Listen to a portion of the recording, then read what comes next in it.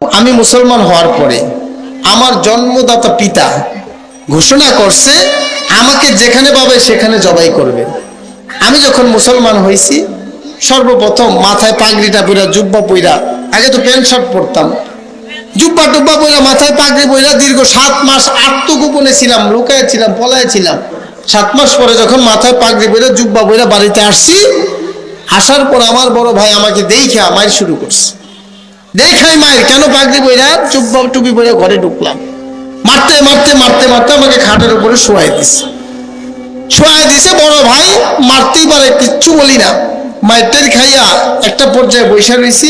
আমার দাড়িগুলোর মধ্যে বেরা বলতেছে, মৌলবি তুই যদি দাড়ি না ছাড়ো তোর দাড়িগুলো এখন চাইসা দিব। হাতের মধ্যে বটি নিছে, দাও নিছে। তখন আমি বললাম, ভাইজান আমাকে আপনি মারছেন, আমি কোনো প্রতিবাদ করি নাই, কিন্তু যদি আমার দাড়ির উপরে একটা আঘাত করেন আমি বাঁচবো না মরবো জানি না, কিন্তু আপনি কিন্তু বড় ভাই হিসেবে যে সম্মানটা পাইছেন ওই সম্মানটা আর পাইবেন না। খবরদার, আমাকে মারতে মনে হচ্ছে আরো মারেন, দাড়িতে আঘাত করেন না। তখন আমার বড় ভাই যখন দাড়িতে ধরছে আমি তাকে ধাক্কা মেরে ঘর থেকে বের হয়ে গেছি। মনের মধ্যে বড় কষ্ট যে বাপ মার জন্য কাঁদতে কাঁদতে বাড়িতে আইলাম, ওই বাপ মার সামনে আমাকে বড় ভাই মাইরা ঘর থেকে অপমান করে বের করে দিল। মনের কষ্টে তখন মন চাইছে চাকার নিচে জীবনটা দিয়ে দিই, কিন্তু দেই নাই কেন জানেন? আত্মহত্যা মহাপাপ একটা কথা আছে না? মুসলমান হয়েও যদি কেউ আত্মহত্যা করে, আত্মহত্যা করাটা একটা কুফুরির শামিল। এখন মুসলমান হয়েছি যদি আমার জাহান্নামেই যাইতে হয় তো মুসলমানের লাভ কি? এই চিন্তা করে ওই দিন আত্মহত্যা করি নাই।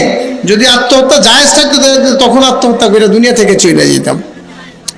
বাজান, দীর্ঘ 14 বছর কেঁদে কেঁদে আল্লাহর কাছে দোয়া করেছি। আমি মাদ্রাসায় যখন পড়ি, দারুল উলুম দেওবন্দ নারায়ণগঞ্জে, মাদ্রাসায় পড়া অবস্থায় আমার দাড়ি ভালো করে উঠে নেই, তখন থেকে আমি মাঠে ময়দানে বয়ান করি। বিভিন্ন ডিস্ট্রিক্টে যাইতাম আর মানুষের কাছে দোয়া চাইতাম, বলতাম আপনারা এখানে যারা আছেন আমার বাপমার জন্য দোয়া করেন। কার দোয়া আল্লাহ কবুল করছে জানি না বাবা। দীর্ঘ 14 বছর পর আইসা যে বাবা আমাকে জবাই করতে চাইছে, 14 বছর পরে ইউটিউব থেকে আমার বয়ান শুই না, ওই বাবা কালেমার ছুরির নিচে গলা দিয়ে নিজে ইসলামের পথে কুরবানি হয়ে গেছে।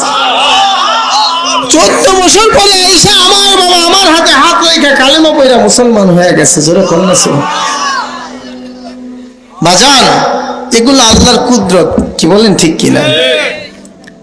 যে বাবা আমাকে জবাই করতে চাইছে, 14 বছর মেহনত চোখের পানির বরকতে আপনাদের দোয়ার বরকতে তাকে হেদায়েতের মালা পরাই দিয়েছেন কে?